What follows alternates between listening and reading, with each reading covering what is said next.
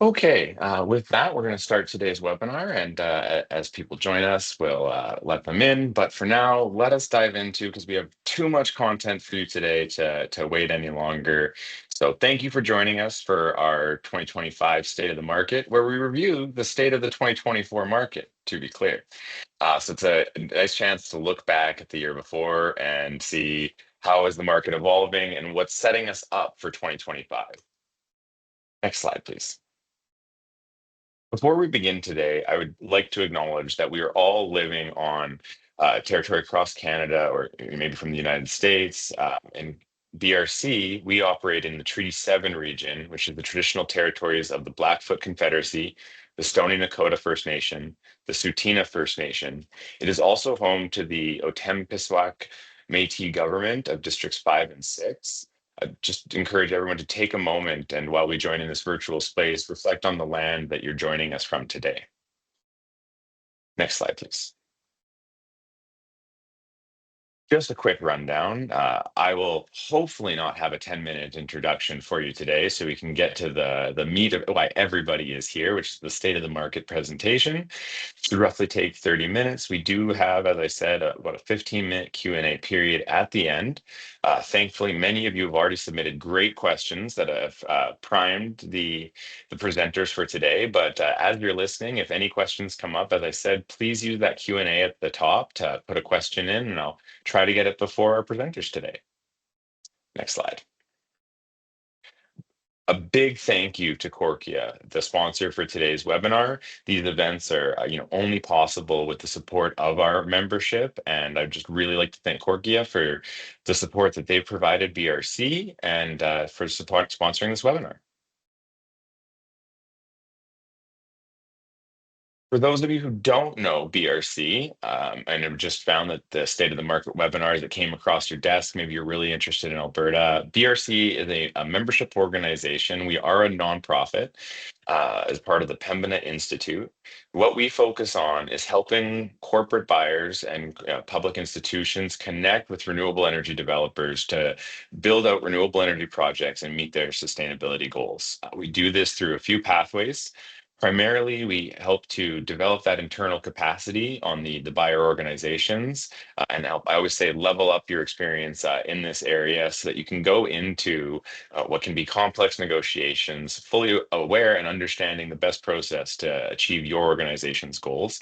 We provide support throughout that entire procurement journey with cost-effective tools, services, and training throughout to support your journey through the PPA process. If you're interested in speaking with a member of our team about how BRC can help you in your organization, please reach out or check out the website at the end of this webinar, and we'd love to have a conversation. The BRC model, as I said, is a membership model. At its core, we are a double-sided network. On one side, we have the energy buyers, as I mentioned, the corporations, the public institutions that are looking to procure renewable energy and reduce their scope 2 emissions. And on the other side, we have the energy developers and the intermediaries in the space who enable these deals. If you'd like to go to our community, we're very proud of our community, from our gold members who serve on our advisory committee and help guide the work of BRC, all the way through to our silver members. And as you can see, we have representatives from across the Canadian economy, from large tech companies to banking institutions and retail consumers, all the way down to public universities, colleges, and towns. One of the most encouraging things about this job is getting to see the widespread interest across the economy in both private and public sectors driving for more renewable energy and more sustainable business. And with that, we're almost done with the Jordan part of this because that's not why anybody is here today. So let me introduce the amazing panel we have for you as we look at the review of 2024 and the state of the market. Sorry, I should talk about the goal that we have set at BRC. So for those who might know BRC's history a little bit, we blew through our initial goal of procured energy 2 years ahead of schedule. This led to a review of Canada and the Alberta market and looking at where did we see it going by 2030. We set an ambitious goal that is for all of Canada of 10 gigawatts of corporate renewables by 2030. We did this by looking across the country and looking at what is some of the unmet demand. And despite, some market turmoil in the last 2 years here, still fully believe this is a goal that we are able to achieve by 2030 if we work together as a community. Our fall forum in 2024, I think, brought the resounding message that corporations and businesses and public institutions are still here, still wanting to buy renewable energy, and developers are ready to build the projects and to get more onto the grid. So as we go forward, we're tracking towards 10 gigawatts and excited to see progress across the country. And hopefully we'll have some interesting news for you today on that. And now the panel that I promised. So starting with Margaret Nelseri. Margaret is a senior analyst with BRC Canada. I would like to take this opportunity to congratulate Margaret on her recent promotion from analyst. Margaret has done amazing work for BRC over her tenure here, including some things I know you are all aware of, including our municipal tax research, our energy storage primer, and just as a hint, we have a couple new resources coming out in the next couple months that Margaret's done amazing work on, and I know will be as well received as everything else.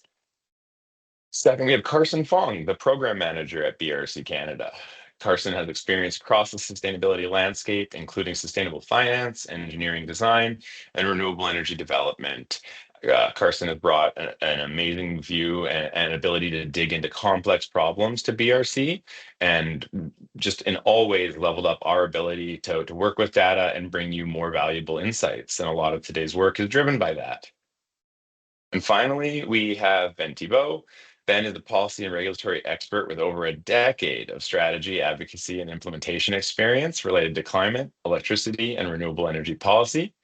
Ben serves clients on these same topics through Prairie Sky Strategy as an independent consultant. And for anybody who knows Ben, you know how invaluable his insights and knowledge in this space are.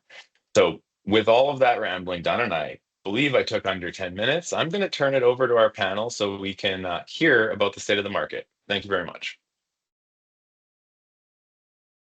Thank you, Jordan. Thank you so much for that introduction. So I'm going to kick off the state of the market here. To start off, there's no doubt about it. 2024 was an unusually slow year for PPAs in Canada. We saw the momentum that had been building over the previous years come abruptly to a stop. 2024 was the smallest offtake volume since before 2019 when BRC Canada was formed. And the one deal that was announced was a 52 megawatt offtake by Saputo from Capital Power's Halkirk 2 wind project. This was also the second PPA on the same project. There was a larger PPA that had already been announced for the Halkirk 2 project in 2023. As you can see from the graph, this is a big reversal from previous years. Today, we'll try to unpack what's happened over the past year and explore the potential paths for the market from here. But before moving on, it's worth noting that there are a few deals that haven't yet landed on our deal tracker. The first one is a deal between Loblaws and TC Energy. This was signed in 2023 to provide enough power for Loblaws' Alberta operation on a 24/7 basis. And the second one was in 2024 when Iuhana Solar was announced to have off-takers through Saskatchewan's Renewable Partnership Offering program. We haven't seen public information on the amount of energy purchased for both these deals. And once we do, we'll be able to add them to the deal tracker. And finally, the deals not mentioned here also include those that have started to roll in for 2025. January has surprisingly seen a flurry of PPA activity. We saw a deal between a solar company and a direct air capture company, and also saw a new province open up.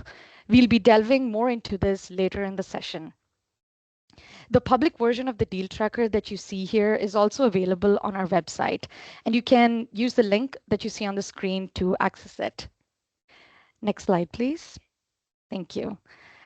In terms of energy production, there was no change in the overall wind and solar trends. If you look at the graph, the lines are cumulative and show the total wind or solar energy procured through PPA deals, and the bars show the yearly numbers. You can see that 2023 was the largest procurement in terms of energy production at 3.9 gigawatt hour of energy produced in the year. And in comparison, 2024 only had 205 megawatt hour in production, obviously because of the lack of deals. Overall, wind makes up 80% of procured renewable energy on an estimated generation basis. In line with energy production, if you have ever been curious about how snow covering and smoke days impact solar energy generation, we wrote a blog post on this last year, and you can check it out on our website. Next slide, please. Although we did not see many deals last year, I still want to highlight how PPAs have been a significant economic booster for Alberta on multiple parameters. The renewable energy projects that have been enabled by PPAs have brought in around 6.4 billion in capital investment and over 6,000 jobs. The majority of these jobs came from projects that started construction in 2019 and after. Municipal districts and counties that host these projects have also generated direct benefits for their tax base. In total, these projects with PPAs is estimated to generate around 35 million in municipal tax revenue when all of them come online. We've actually updated our analysis on the municipal tax revenues across all solar and wind projects in Alberta this past year. And we found that around 54 million was generated. You can view our fact sheet to see how much counties actually benefit by hosting solar and wind projects. Of course, it's not just economics.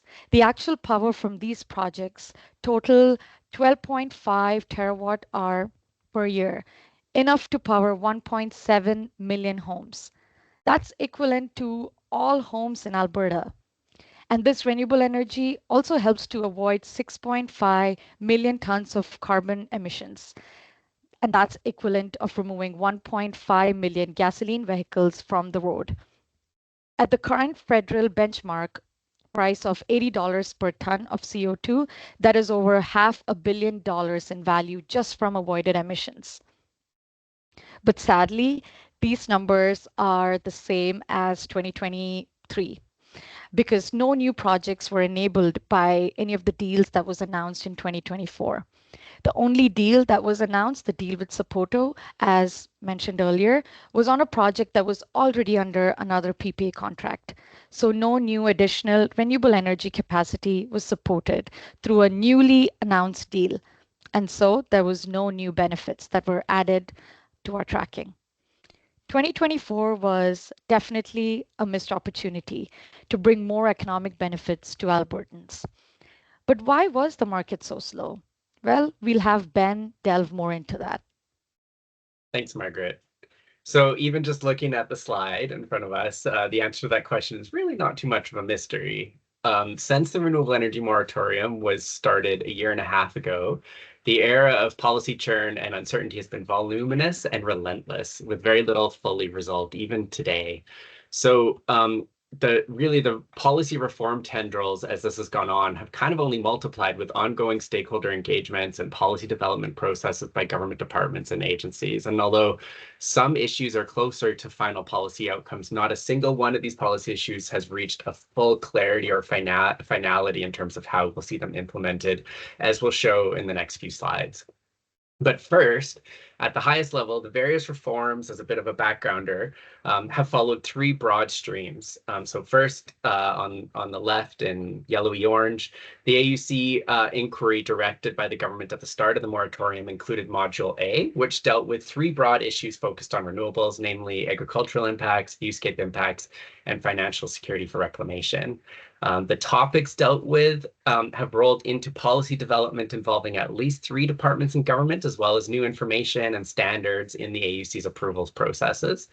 Though in several cases, the policy outputs that are now beginning to emerge and become clear from both of the AUC's inquiry modules did not actually follow naturally or logically from the AUC's inquiry report, either around the land conservation stream or the market reform stream, which was module B. But that is a decent segue into the middle of our slide, the blue section here, which is our market reforms. So in this stream, the AESO and government are working to address reliability concerns they foresee, leading to a prolonged policy development process toward a restructured energy market, or a REM.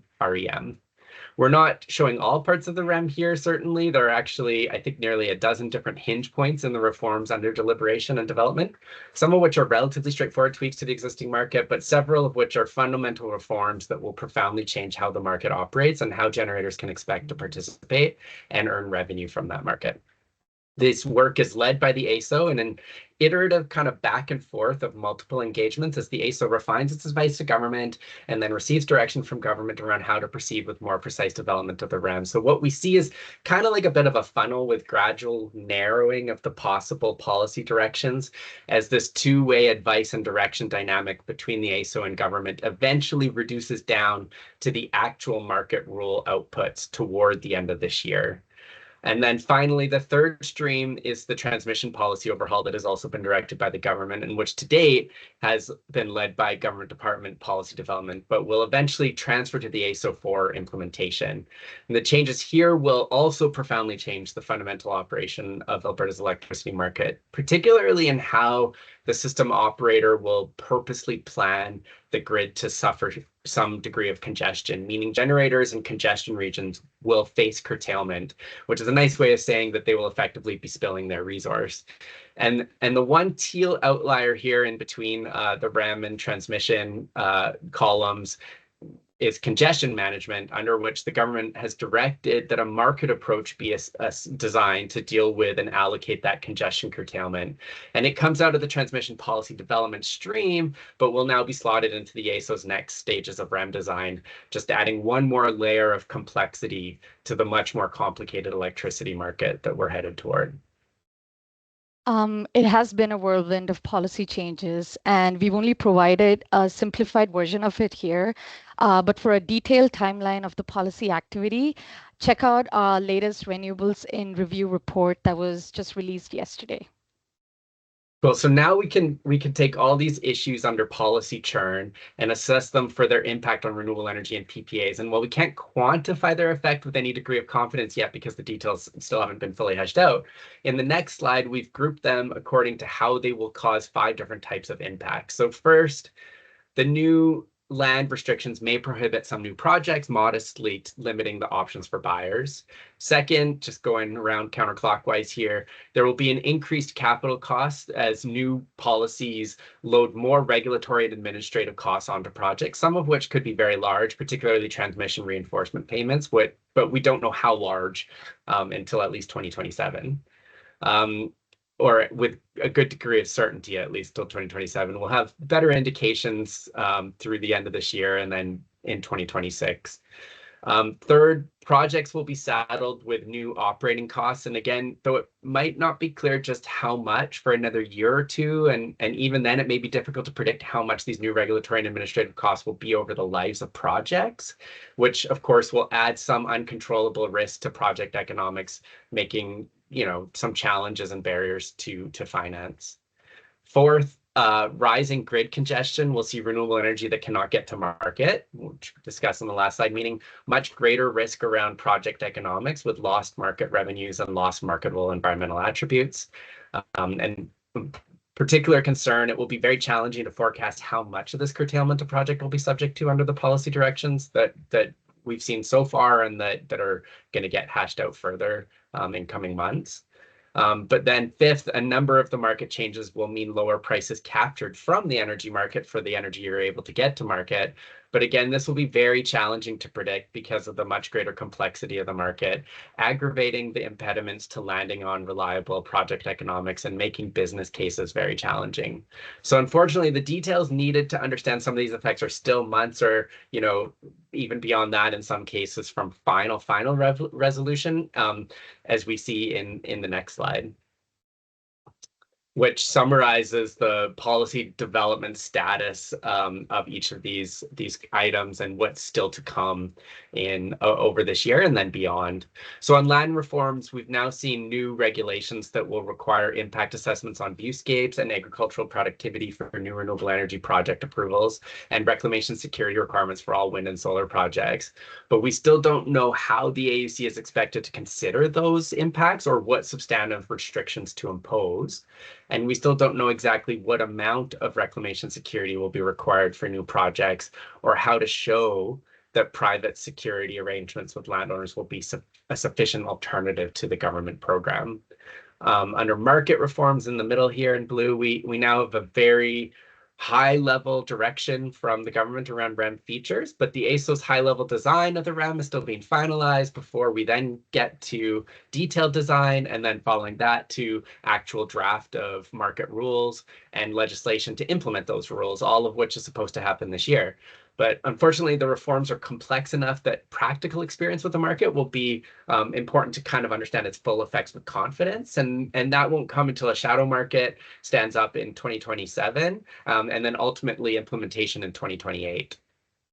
And it's a similar story for transmission policy, where so far we've only seen very high level direction from government at the level of principles for how the transmission policies will change. So we're still waiting on legislative and regulatory amendments to implement these new principles and get us clear legal wording on the policy directions, which would then be followed by the implementation specifics from the AESO, which will take the rest of this year and then into AUC review of those next year. So there's still plenty more to come before we have real clarity of how the market and transmission policy overhauls will work in practice and how exactly it will affect renewable energy and the commercial offtake agreements for that renewable energy. Because if you're trying to evaluate the economics of a renewable energy project these days or the value of contracting its energy, there are still many questions remaining here, but we'll continue to narrow in gradually to greater clarity and certainty, like that funnel. And this year we are supposed to get clarity around the legislative and regulatory wording, as well as the market rules and tariff design, so that by the end of 2025, the outstanding risks will be more about degrees than kinds, if that makes sense as sort of a dichotomy. Thanks, Ben. So we know there's a lot happening and it can be hard to stay in the loop, but luckily we have you covered. BRC Canada participants get access to a bi-monthly policy newsletter where we outline any new and ongoing policy updates in Canada's renewable energy and PPA landscape. So be sure to take a look at that. I also want to highlight another report that's coming out where we compared reclamation security requirements across 27 jurisdictions and analyzed how Alberta fares in terms of stringency. So be sure to keep an eye out for that as well. Now I'll hand it over to Carson to review what all of this means in terms of where the market for renewables is sitting at the moment in cold, hard numbers. Thanks, Margaret. Thanks, Ben. And this is probably a good time to pause and say, if you've got questions about some of these policy topics or what we've presented so far, the Q&A part of the chat is open. And so please do submit them and we'll try to get to as many as we can at the end of the presentation. So we've been keeping an eye on how the moratorium and this policy review has impacted the flow of renewable energy projects through the development queue. And there's a couple interesting findings that we wanted to highlight today. So if we first take a look at solar, you'll see here, this is solar capacity that is construction ready as listed by the quarterly long-term adequacy reports that the AESO, the Alberta Electric System Operator, publishes every quarter.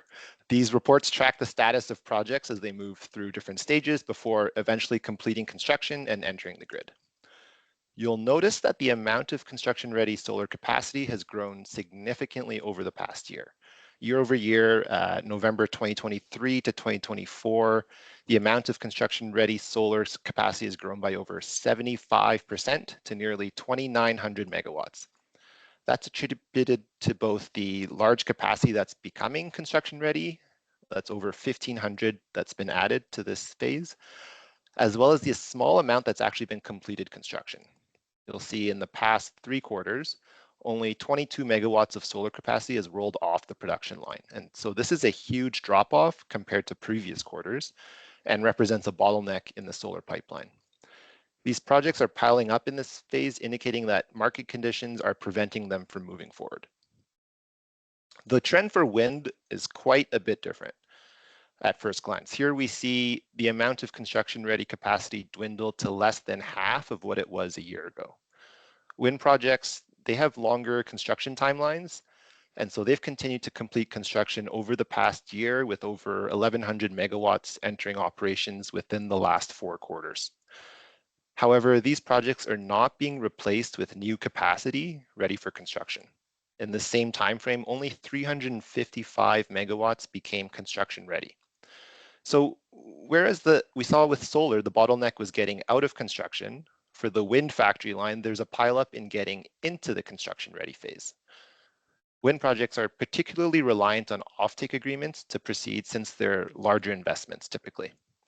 Of all wind capacity built in Alberta since 2019, 96% of it was enabled by either a corporate power purchase agreement or an offtake agreement through the government's Renewable Electricity Program, the REP, which was a procurement initiative from 2016 to 2019 that enabled new wind capacity through long-term offtake deals.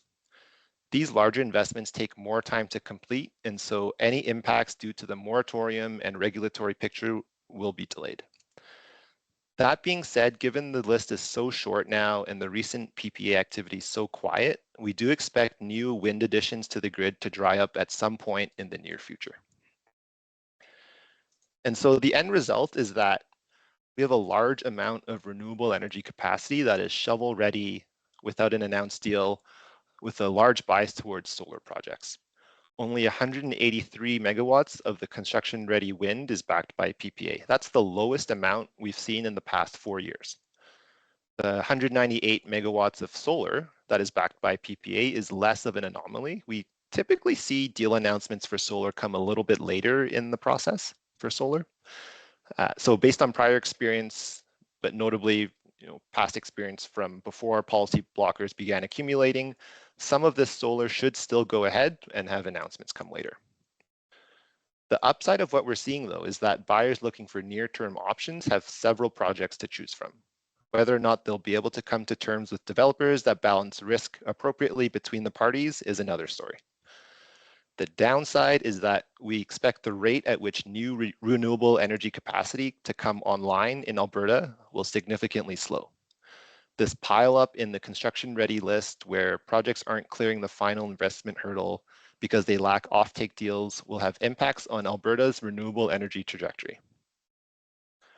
There's a delay though for this impact to be felt due to the time it takes, as we alluded before, the time it takes for projects to get through construction. And so 2024 still saw renewable energy increase its contribution to the province's total generation. 21% of Alberta's electricity came from renewable sources last year. We're including wind and solar, as well as hydro, geothermal, and biomass. It's 2% more than the previous year and sees Alberta clearing the interim target of 20% by 2025, which was legislated by the provincial government. However, these recent developments might put the goal of 30% by 2030 at risk, as the slowdown in construction completions will likely start to flatten this curve in 2025 or 2026. What is interesting, though, is that in the AESO's 2024 long-term outlook, they modified their forecasting approach to renewables after consistently underestimating their growth in prior LTOs. And so this time around, they took into account the healthy VPPA market at the time and resulted in a much higher proportion of renewables in their reference case. Unfortunately, due to the policy situation, this level of growth might not actually be reached. Still, there's reason to think that things might change course in the near term. We just saw the glut of solar projects that are construction ready, and as we'll learn shortly in the next section, we're seeing interested buyers really showing up. Thanks, Carson. Before I move on, I just want to note that the recording for this session will be available on our website. So don't worry if you feel like you're missing something. If you do miss anything, you can dig into it later with the report in hand as well. So despite uncertainties surrounding new policies, there is a silver lining. Renewable energy buyers. BRC Canada welcomed 8 new buyers into our community last year, making 2024 the biggest year for buyer recruitment since our founding year. We also welcomed a new industry into our community, direct air capture. This sector also represented the largest share of buyers joining in 2024, indicating its strong demand for renewables. Carson will join us to give a quick brief into this emerging sector and why they have such a high demand for renewables. The financial sector was the next biggest sector to join us, showing the continued demand for renewables within this industry. There were also two key trends we observed among potential renewable energy buyers. There is an increased interest in renewable energy among organizations with relatively smaller electricity demands, probably owing to the climate goals a lot of companies are approaching. There is also a growing interest among organizations in collaborating and purchasing energy through a single contract, also known as PPA aggregation. This could be a result of the previous trend I just mentioned, where more organizations with smaller demands are seeking to aggregate them and get into PPA deals. Seeing the interest in aggregation, BRC Canada is releasing an aggregation primer to guide companies through the key steps of navigating this process. The primer will be available in the first quarter of this year. We're also working on another very interesting piece of work scheduled to come out in the first half of the year. We're trying to estimate the potential amount of renewable energy procurement in Canada based on the sustainability goals of the top 100 Canadian corporations. So keep an eye out for this as well. Lastly, we are also seeing another trend. Following the popularity of AI and cloud computing services, there is an increased interest from data centers. I'm sure a lot of you have been hearing about the impending growth of data centers, especially when it comes to the hyperscaler ones. These are basically facilities designed for large-scale workloads and extreme scalability with major players in the space, including Amazon, Google, and Microsoft. We're also seeing many regions across the board trying to attract this anticipated growth, and Canada is well positioned to capitalize for this expansion. Key hubs like Ontario and British Columbia have been attracting investments globally, but it looks like Alberta is also a strong player. The province is trying to leverage its cold climate, scalable power generation, and business-friendly policies to attract new data center investments. A prime example of this was seen in the launch of the AWS or Amazon Web Services Canada West region in Calgary, and them committing over $4 billion in Alberta alone. These companies that require hyperscaler data centers also have ambitious renewable energy targets that are traditionally observed to lead many corporations in renewable energy procurement. For example, Amazon has been the largest corporate renewable energy buyer for 4 years now and could have used its access to this renewable energy in Alberta, among other reasons, for bringing its Western Canadian AWS investment to the Calgary area. Similarly, Google and Microsoft are also known for their innovative ways to power their operations using renewable energy. Because of this, we anticipate a surge in the renewable energy demand if more hyperscaler data centers are set up in Alberta. Next, Carson will talk about direct air capture and why we're seeing a surge in these companies from this industry interested in renewables. Thanks, Margaret. So direct air capture, it describes a set of technologies used to remove carbon dioxide from the atmosphere for the purpose of reducing CO2's concentration in our atmosphere and its subsequent impact on the climate. It's a subgroup of a larger set of systems called carbon dioxide removal that aim to do this and complement emissions reductions to help achieve net zero. This captured CO2 is then stored in a way that prevents it from re-entering the atmosphere. Typically, that looks like sequestering it deep underground. interest in commercializing this technology has really skyrocketed in the last several years. We've seen over 100 new direct air capture companies launched in the past decade. The thing, though, is that these current technologies are very energy intensive, and so it's critical for this energy to be zero carbon or low in carbon, because what they're selling is the removal of CO2 from the atmosphere, net of any CO2 emissions involved in the process. And so a zero carbon energy source is essential for maximizing their product value and subsequent their business. Many of these companies are looking at Alberta to explore development because it's attractive in a few ways. There's great access to renewable energy. We have the natural resources as well as market-based methods like power purchase agreements to secure clean energy. There's great access to well-explored deep underground storage space, along with mature regulations that have helped serve some of the CCS operations over the last few decades. And there's a lot of existing expertise in the space, in the tools and experiences needed to conduct some of these operations. And so the first deal of 2025, we saw it was a PPA between Deep Sky, which is a direct air capture developer and BRC Canada participant, and Low Carbon. This PPA will power Deep Sky Alpha, which is their first facility and an innovation space to test multiple direct air capture technologies. Based on our math, full-scale DAC plants on the order of hundreds of thousands of tons removed per year would need north of 100 megawatts of renewable energy each. 3 of our 8 new prospective buyer organizations are direct air capture companies, and so we really do anticipate this demand to continue to grow. There's also a bit of growth to talk about geographically speaking, including some very recent news out of Nova Scotia. It's technically 2025 news, as well as the Deep Sky deal, but we couldn't help but squeeze it in because of the importance and the impact on the market. BRC has been following the Green Choice program for a while, and we're super excited to help celebrate with them. And so earlier this week, they announced successful projects and participating buyers in the Green Choice program, which is a subscription-based green tariff program, which allows industrial energy buyers to purchase renewable energy with a low administrative fee. 6 wind farms have been selected, totaling 625 megawatts of new capacity on the grid.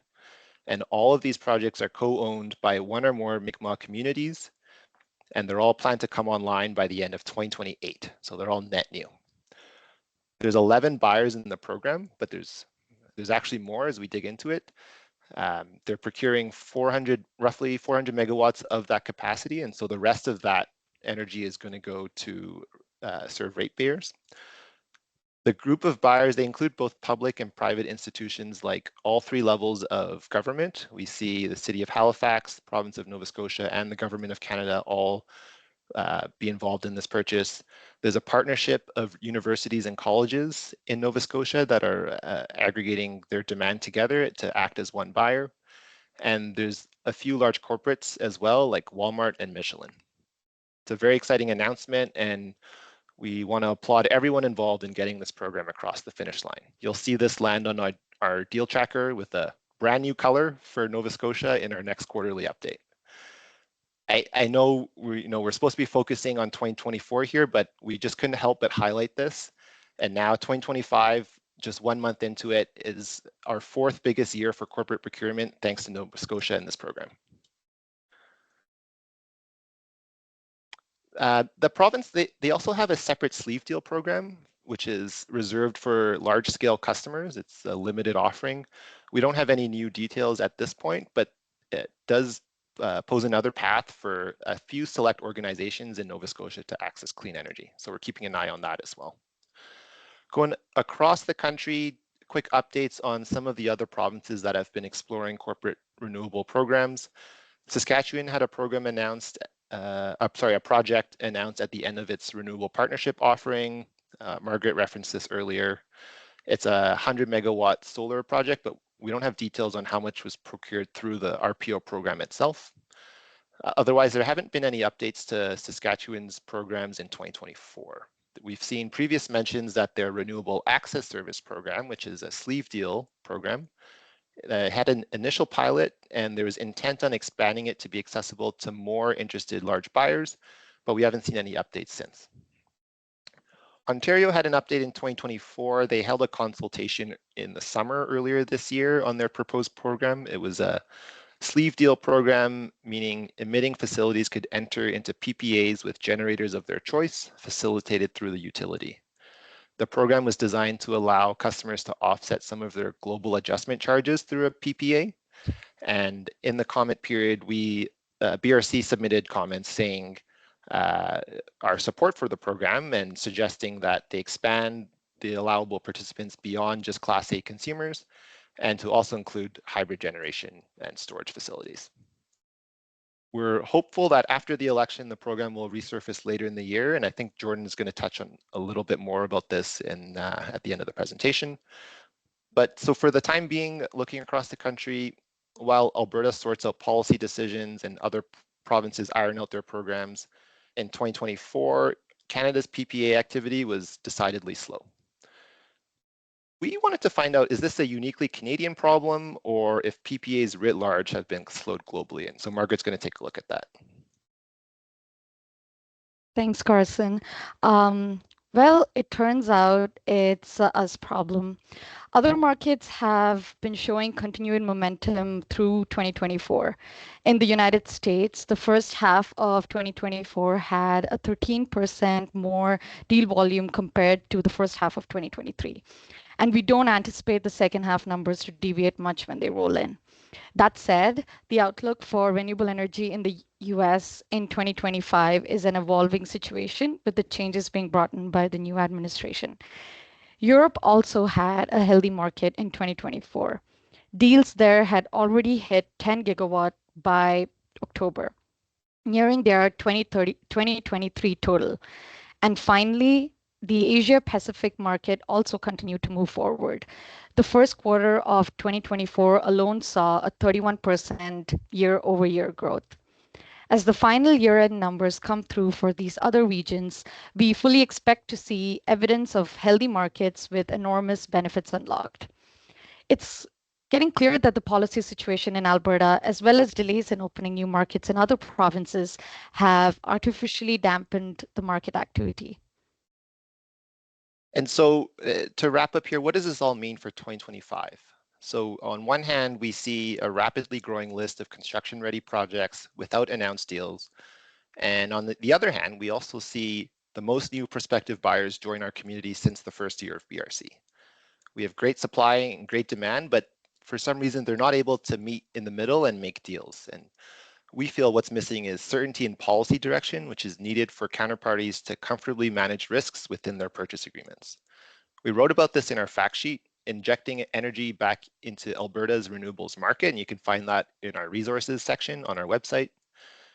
In a nutshell, greater certainty over how new costs will be allocated, and specifics around issues like congestion management will give market participants the inputs they need to determine things like pricing and agreement structures. Investment in these long-term contracts rely on stability in rules and costs. And so here we see the market at a crossroads with two potential paths. Down one path is a return to a buzzing market as a result of clear resolutions to open policy issues. On the other path is a longer market freeze as a result of continued fog in how costs will be allocated and what red tape will be applied. Down this path, we see more investment leave Alberta for sunnier and windier pastures. We're cautiously hopeful that significant progress in policy development will be made in 2025, enabling deals between waiting buyers and developers and pushing the market down the first path. And why not be optimistic? We're 1 month into 2025, and we've already matched 2024's market activity in Alberta and beat it in Canada with 1 PPA and the 400 megawatts through the Green Choice program. So again, thanks to Nova Scotia on that one. That's all the time we have for going through the market today. But if you're looking to learn a little bit more about the past year, check out our Renewables in Review report out now on our website. It's free to everyone and provides more insights, including a full timeline of policy developments in the past 2 years that are relevant to PPAs in Alberta. And while you're on our website, sign up for our mailing list if you haven't already. We'll alert you when we have new resources out, as well as a roundup of the latest happenings in our monthly newsletter. And with that, thank you so much for your attention. I'll hand it back to Jordan now. Well, thank you so much to the entire panel. I was furiously scribbling notes myself, and I've gone over the report. It's always great to dig into these topics. I do want to start with one question that was put into the chat, just so we can get a little clarity here around why are we talking about PPAs with direct air capture? So the question specifically was that they're doing other financial mechanisms on the other side. So why are we using the PPA language? So I turn that over to the panel, and maybe Ben, do you want to explain what we're talking about there? Sure, I'll jump in just because I've had a chance to see the question while Carson's been busy speaking, but Carson may want to fill in as well. But what Carson was speaking to, Heather, it's a great question because, of course, direct air capture, carbon dioxide removal facilities can act as sellers of emissions reductions, which was kind of what you assumed or inferred from Carson's comments. But Carson was actually talking about a DAC facility acting as an electricity consumer. And obviously, since the point of the DAC is for emissions reductions, they're going to be great candidates for being renewable energy consumers in particular. So they've signed a deal that looks a lot like other corporates purchasing renewable energy through a VPPA style agreement. So this is actually the other side of the ledger of them as a consumer of clean electricity rather than as a seller of emissions reductions, though the same facility could have both types of agreements at some point. Thanks, Ben. I think an interesting thing to note about the direct air capture space is while many types of organizations, and as I highlighted at the beginning, from range across the economy are interested in renewable energy deals, direct air capture facilities are one of the few examples of an industry where their business case is directly tied to renewable and low emission energy, just simply to make the math work on those credits. So I want to say, please open up the Q&A, drop any questions you might have in. We do have a few minutes to go over here, and as I said, we have some great ones that came in ahead of the webinar. So I'm going to start with those to give you a chance to put some questions in the Q&A. I didn't hear much talk about storage today. So what is the storage landscape looking like, and does storage have a role? I can jump in first, and then Ben, if you've got other thoughts as well. So we've seen one deal. Margaret alluded to this earlier in the presentation. There was in 2023 a deal between TC Energy and Loblaws to provide 24/7 matching clean energy for Loblaws operations in Alberta, and so that announcement tied the sources of wind, solar, and pumped hydro forthcoming project. That's the only storage deal that we've seen in Alberta in our time looking at it. We do have a storage primer out for BRC participants that talks through some of the nuances, some of the considerations on how to integrate storage into some of your PPAs. And we were strong recommenders for Ontario's program that they allow hybrid facilities as generators. So that's a wind and solar generator alongside storage, which helps boost some of those economics. But maybe I'll turn it to Ben, maybe to talk a little bit about what the regulatory changes are looking like for storage. Yeah, it's a great topic that's going to become just increasingly relevant as time goes on and storage economics continue to improve. And then, of course, as well, it just pairs so nicely with renewable energy for improving, like providing an even stronger impetus for corporates to look to a contract with renewable energy combined with storage, not only for emissions reductions, but also to improve sort of the hedge value of that contract and therefore provide some interest in terms of de-risking market exposure as a consumer. So really exciting opportunity, and one that is only heightened by the fact that with policy reforms underway that could, come to cause some penalization of renewables for their inability to, produce on demand, that storage can help to resolve that. And so developers are increasingly looking to storage and pairing their project with storage in order to kind of take their destiny, their fate into their own hands, instead of just kind of lump the risks that are coming with respect to, for example, congestion, to actually kind of take control of their own destiny through that congestion. So definitely an exciting prospect. Unfortunately, and it sounds strange to start the sentence with unfortunately, but storage provides so many different grid services and opportunities, which is a fantastic thing, but that it sort of upends or busts through the sort of siloed market service revenue opportunities that we create for electricity, private sector electricity market participants. And so there's still a lot of regulatory improvement and reform that's necessary in order to kind of give storage its due, stop penalizing it for acting as load when it charges, even though when it acts as load is actually can be not only not costly to the grid, but actually beneficial to the grid. So it's silly to penalize it at all for acting as load. So improvements like that are still necessary, have been a long time coming, have been badly delayed since first seeing a storage roadmap in Alberta back in 2019. And frankly, a lot of this should have come together quicker, but there are opportunities for those improvements to proceed through tariff redesign in Alberta in coming months and next year or two, and proper recognition for what it can supply to the grid through REM design is another really important feature. So still a lot that needs to get put in place, but a lot of opportunity to come through storage for sure.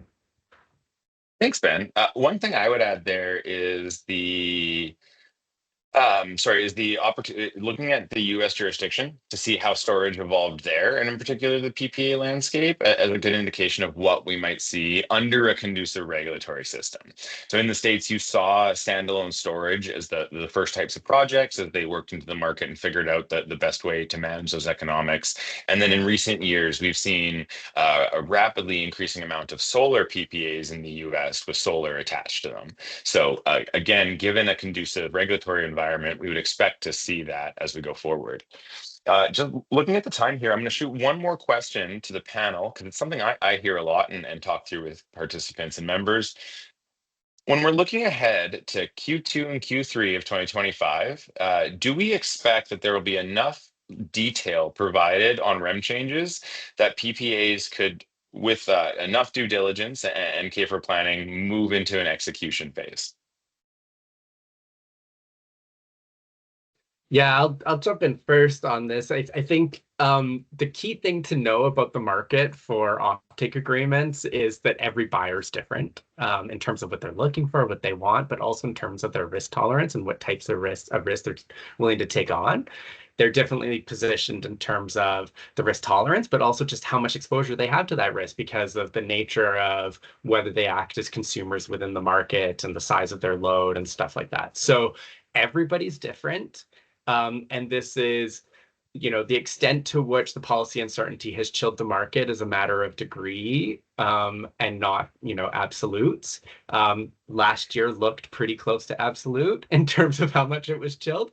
But I do think that, like I say, that, to take this funnel metaphor, we are narrowing down towards some greater clarity around where stuff's going. And at some point this year, you're going to have sort of the legal drafting of the changes to transmission policy as well as market policy in front of you. You'll be able to assess your risk against that clear legal framework.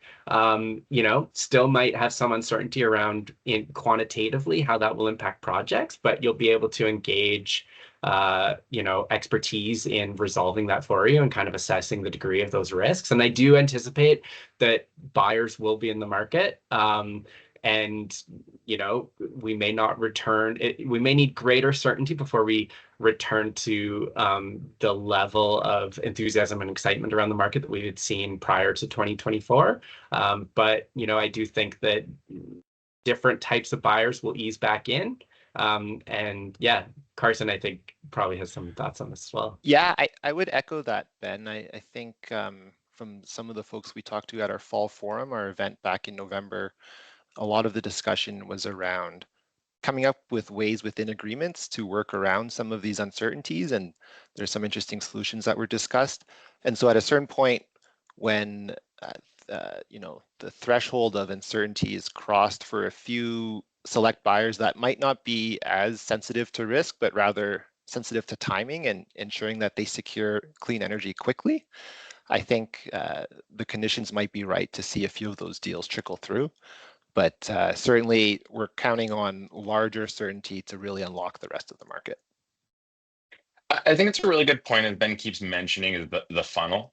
And so I think what we're expecting is currently on this timeline, and I want to say this is all with the giant asterisks of you should really read our bi-monthly policy newsletter, because as anybody who's watched this space over the last 2 years knows that our perception of where we're at in market reform can change drastically in a 2-month period.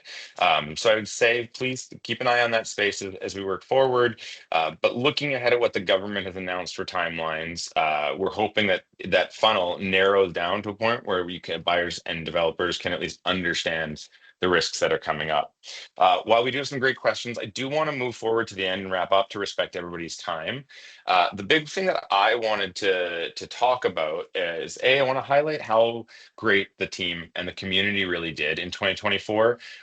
It's a interesting thing to say when we spent an hour here talking about the kind of problems in the market and the pullback. But as has been noted, more buyers came to BRC to understand the market last year than in any single year.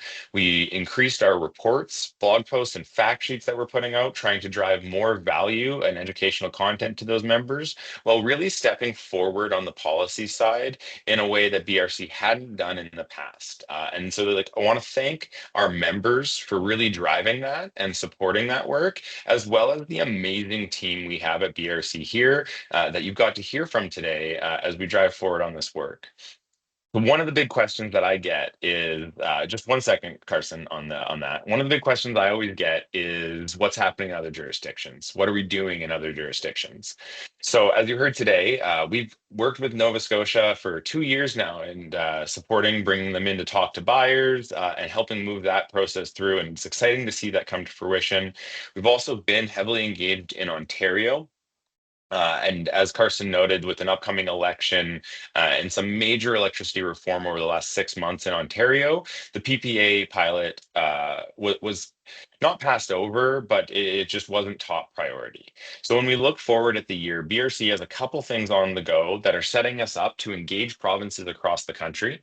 So as Margaret mentioned, we have our corporate ESG review looking at the potential demand for renewable energy. This will actually be broken down by activity and regions so that we can go to governments and show them, as well as bringing in our buyer members, but also show a broader demand for corporate energy, as well as BRC this year will be conducting a jurisdictional review of every Canadian electricity grid, presenting potential solutions that would enable corporate procurement that would work within their grid.